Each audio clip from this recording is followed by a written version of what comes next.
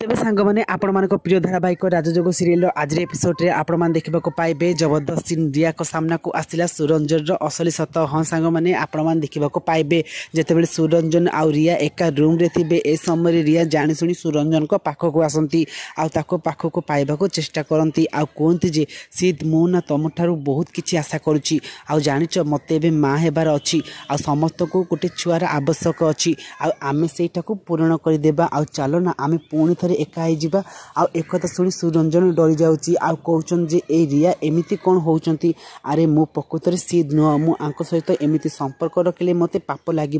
आमती भाभी सुरंजन कहती नाई रिया एबे से समय आसनी आपाई मु प्रस्तुत नुह आमती कही से रिया दूरे जाती रिया मन में सन्देह हम कह अरे सी तो सब बेले मो सहित लगिक रोते आबे ठार सी पुणी थे ए घर को फेरी कहीं मत अजब फिल होमती लगुच ये मो सीध नुह बोली आपर रिया कहते देख सीध मत लगुच तुम्हें भी ए विषय भाविबा निहाती दरकार तुम आसला दिन मो ठार दूरे रहीच आते सुरंजन पूरा डरी जाती। तो फ्रेंड्स आपको कौन लगुच सुरंजन एमती कौन ठीक कर हाँ आमको येस बोली कमेंट करंतु।